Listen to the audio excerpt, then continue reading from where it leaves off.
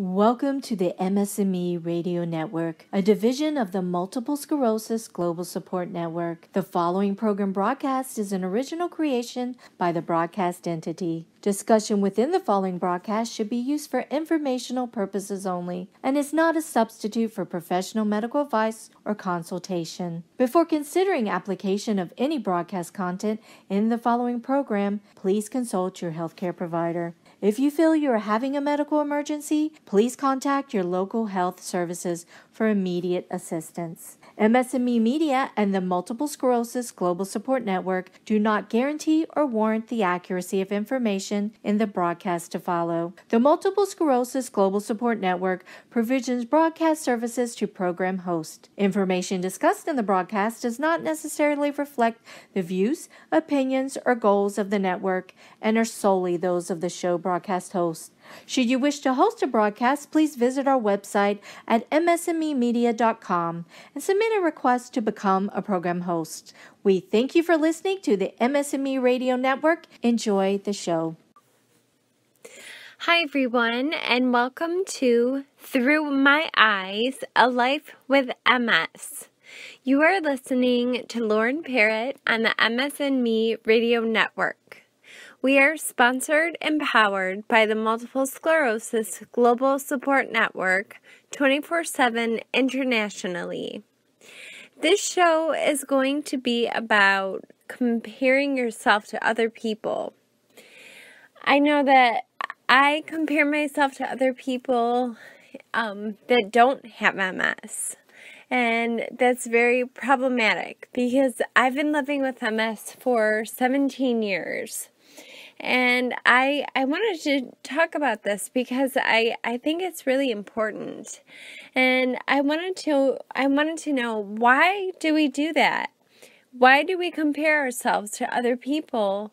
And I feel like it's inevitable.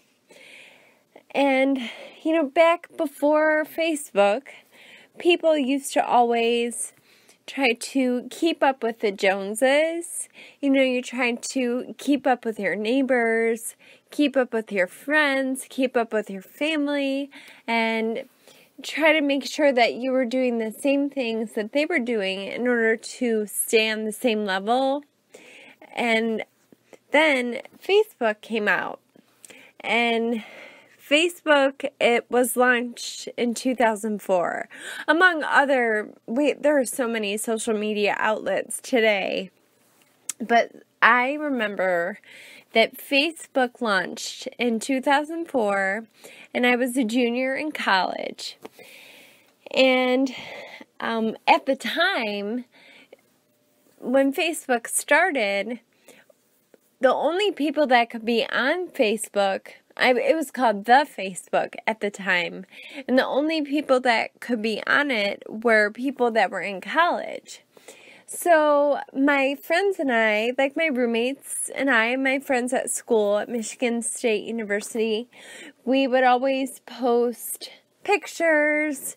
We would change our Facebook profile picture like every week, and we were obsessed with it. We thought it was so fun, and we would talk to our friends at other schools, and it was awesome. We loved the Facebook at that time. And after I graduated from Michigan State in 2006, my life, I pretty much did a 180. My life turned around completely. In 2007, it was one of the worst years of my life. I had a relapse. I had an MS exacerbation, and my symptoms changed. And I've talked about this before, but it's important in this video, especially because I really started comparing myself to myself. I was comparing how I was living with MS with these new symptoms to how I was before the new symptoms started. And that was really difficult because after my relapse, I couldn't really walk that much anymore. I had tremors, I just had different things, and I'm like, oh my gosh, I'm already dealing with this disease, and now I have these new symptoms, and it was really horrible. And I also, I talked to you about this before, but I had been in a relationship. I had a boyfriend, my high school sweetheart. We had dated for 10 years, and we ended up breaking up. And I don't think it was 2007. I feel like it was 2010, because we dated for 10 years. And so I don't know exactly what year it was, but we ended up breaking up because he got a job that was out of state. And for him, it made perfect sense to move out of state. He was really excited to start a new job, start a new career, move to a new city. He was really excited, and I was really happy for him. But it took time for me to realize that I couldn't leave my support network.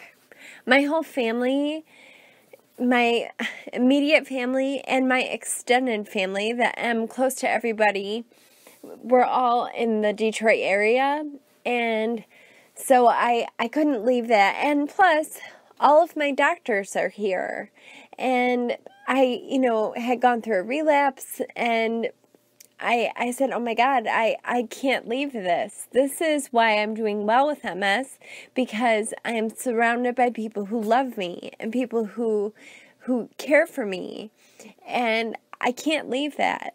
I can't. So he and I ended up breaking up, and it was really traumatic because he was a wonderful person, and we had a great relationship. We really did for 10 years. We didn't really fight. We really loved each other, and just simply the fact that he moved away for a job, that's why we broke up, and it had nothing to do with my MS. At least I don't think so. He never made it feel like it was my MS. But anyway, so there I was, I was dealing with these new symptoms, and I was single, and I was like, I was really unhappy, and Facebook had all of a sudden become my nemesis.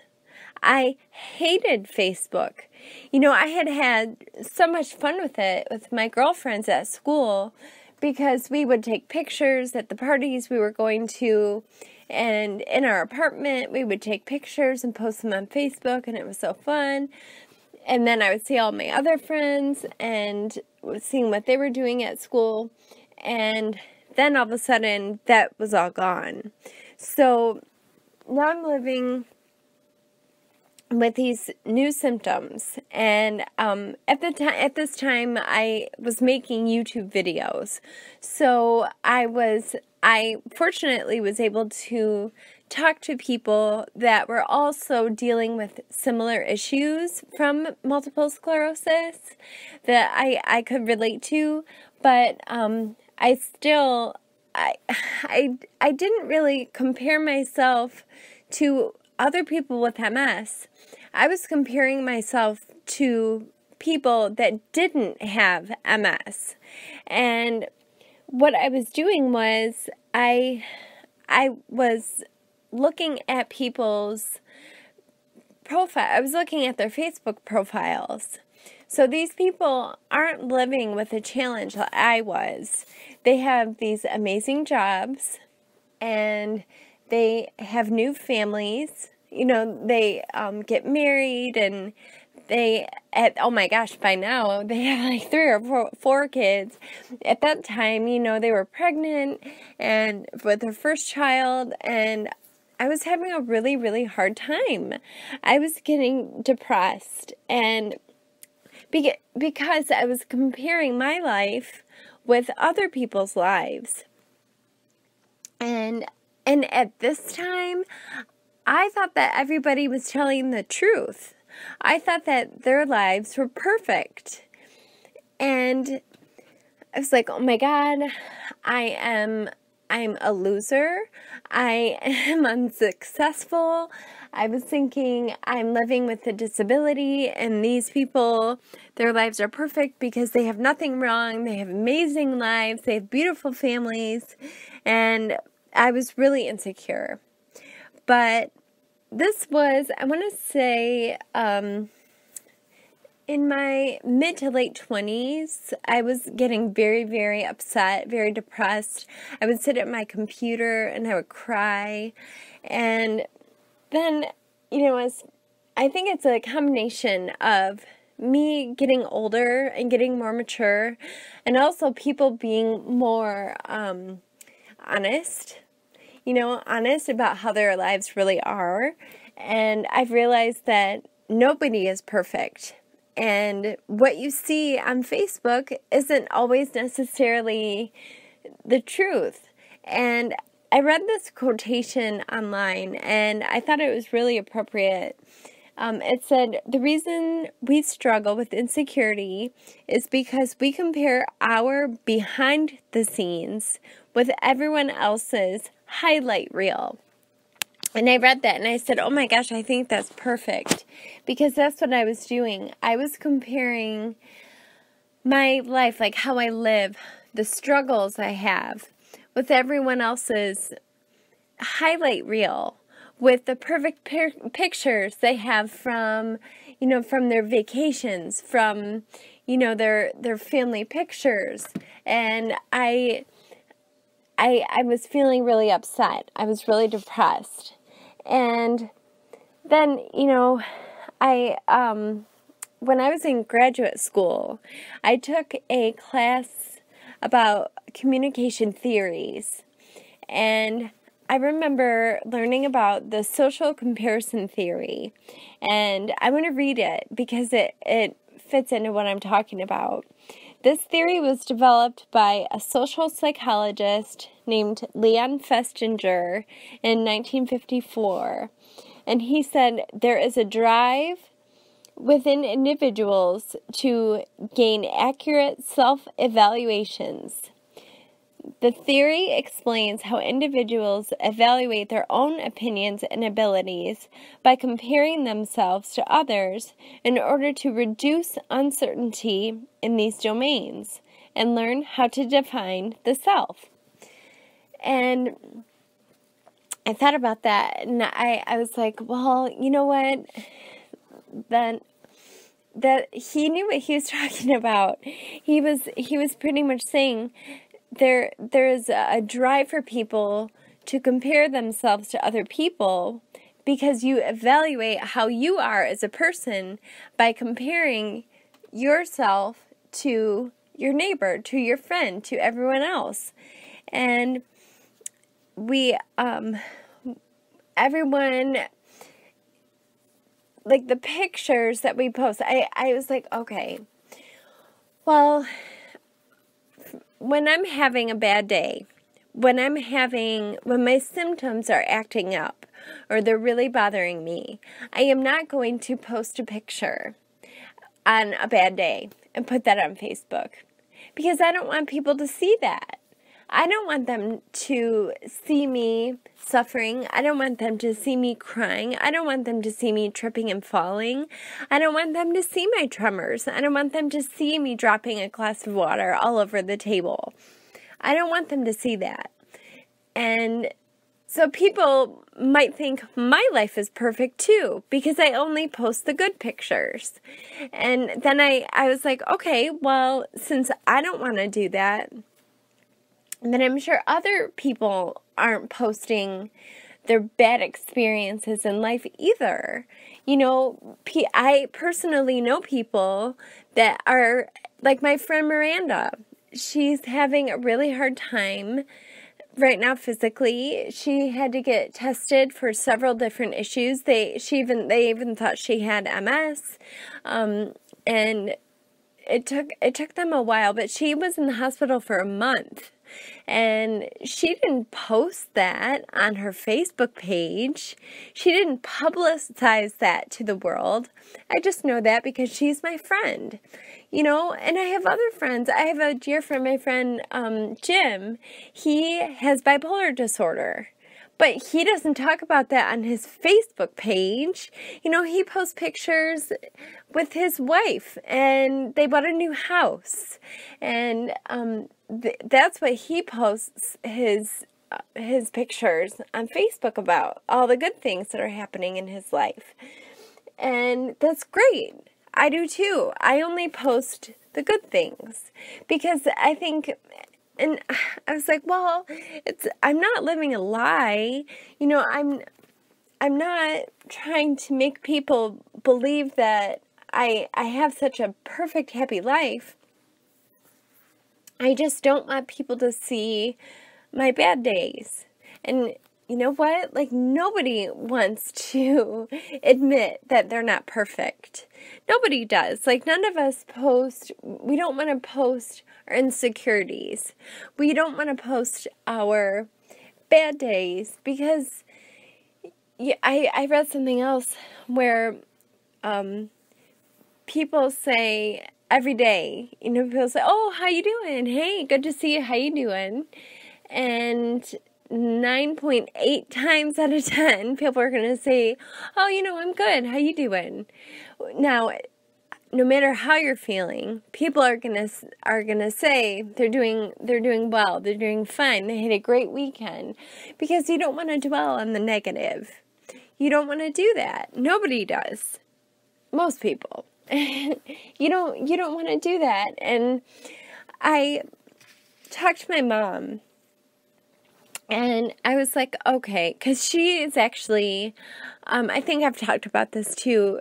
She's a counselor at a community college, and she helps students, and she helps me a lot too. And I said, all right, Mom. I told her what I wanted to talk about today, and I said, well, people are comparing themselves to so many other people because of social media. And we know nowadays, that what people post isn't necessarily reality. They only post the good things, which makes sense when you think about it. It does.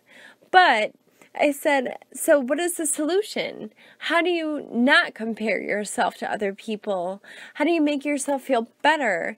Because a lot of times, even though I know that everything that people post isn't necessarily, butterflies and rainbows, they still nobody's perfect. So everyone has struggles in their life. But I still compare myself to other people. So I asked my mom, I said, okay, so how do you not compare yourself to other people? And she said, all right, well, that's pretty easy. She said, the first thing, get off of social media. She said, don't sit on Facebook. Don't compare your life to other people, especially other people that are not living with a challenge. When I compare my life with multiple sclerosis to other people that aren't living with multiple sclerosis, that makes it even worse because, my struggles are the same that other people have and then some, because I have symptoms and I have to deal with that. Plus I'm dealing with issues that everybody else is dealing with. So she said, get off of social media. It's not doing you any good. And I said, yeah, you're probably right. So getting off of social media is one thing I think that's important for us to do, for me to do. This is just me. The second thing, I'm sorry, I don't mean to push anything on anybody ever. I'm saying this is this is a solution that I have for myself for helping to not compare myself to other people. So the first thing is to get off of social media. The second thing is, she said, develop thick skin. So this is something that is very, very hard for me. And I actually have a story that goes along with this.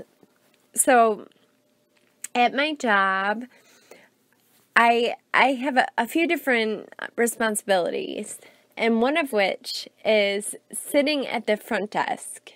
And I work at a nonprofit organization, so sometimes I have to sit at the front desk and answer everybody's questions.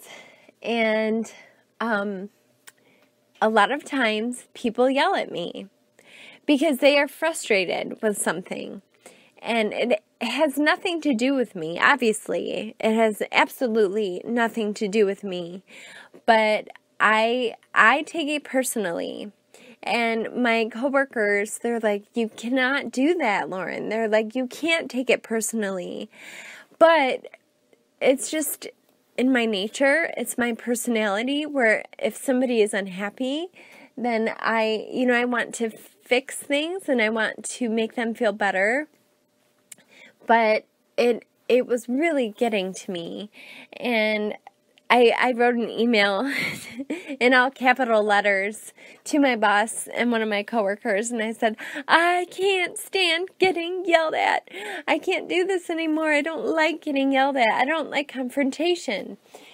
And they said, you need to develop a thick skin, Lauren. And just like my mom said. So it's something I'm working on.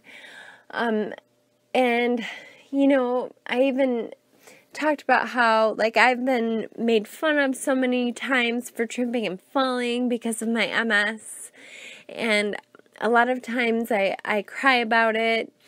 I feel really bad, especially, again, I compare myself to other people. And when we're walking down the street, might trip and fall. And, my friend is wearing high-heeled stiletto shoes and looks really cute, and I'm wearing flat shoes, and I still trip and fall, and it's really embarrassing, and so I end up crying about it, and I feel really bad. So I do have to develop a thick skin, and I can't take things personally, and it's a work in progress. It's going to take me time, everybody. It'll take me time, but I think it's important for everybody who lives with the challenge, because for those people that don't live with the challenge, they don't understand. And it's really not their fault. I mean, they can't possibly understand what we feel like and what we are going through while living with multiple sclerosis. But it's very difficult. I mean, I can talk to other people that have MS, and we can talk to each other, and we totally get it. We don't even have to finish a sentence, and we understand each other. But for people that are not living with the challenge, it's very difficult, and it's really hard when I compare myself to other people that are not living with the challenge, because they have absolutely no idea. So that's something I'm working on. It's a work in progress, and I promise that one day I'll eventually get a thick skin. I hope. I'm hoping, you guys. I hope, because I need it. But, okay, the third thing I want to talk about a solution to me comparing myself to other people, I really try to focus on the things that make me happy. So instead of sitting on the computer and, looking, or on my phone, and looking at other people's Facebook pages, I focus on the things that make me happy. I sit with my dogs, who are my world. They are my world. I love them so much. And so I'm like, you know what? Forget it. So I shut everything down, and I lay on the couch or lay in bed with my dogs, and they just bring me so much happiness because they're always there for me. Always. It's pet therapy, and I love them so much. I don't think they realize how much. Well, no, they know how much I love them, but that's definitely something that I do. It's something that makes me incredibly happy. It's my happy place, being with my dogs. And another thing that I do, in order to focus on something that makes me happy, I try to think about like what I want to do ultimately with my life is I would like to, aside from, I definitely want to, I want to get married and have kids. I want to. I hope that it happens. If it doesn't, okay, so I'll adjust to that just like I adjust to new symptoms. But something that makes me really happy is helping other people. And I love, I'm a public speaker, and so I would love to develop a bigger public speaking business. So that's something I can focus on instead of focusing on, my girlfriend that just got pregnant for the 3rd time. And trust me, I'm really happy for her. I swear to God, I am. I am so happy for her and for all my friends that are in successful relationships and they have families. I am so happy for them. But in order for me to keep myself happy, I have to focus on, doing the things that are going to make my future better. I really want to have a public speaking business, so I'm going to work on that instead of looking on social media. And I feel like I'm 33, so I'm not really into Twitter or Snapchat or any of the other social networks that are super, super popular. That was a little bit before my time, so I feel like I'm kind of old when people talk about that, but I'm not really into those platforms, and I'm happy about it. Because I could care less, I could care less about getting involved in those different platforms, because it would just be another way for me to compare my life to other people. So again, for me, the best thing to do in order to not compare myself to other people, whether they are living with MS or not, is to get away from social media. I have to work on developing a thicker skin, and I have to focus on the things that make me happy. And I really want to spend as much time with my dogs as possible, and hopefully one day you'll be hearing about me talking about a new business that I've created for my public speaking career. So, I hope that this is helpful. I look forward to talking to you soon, and I will see you later. Bye.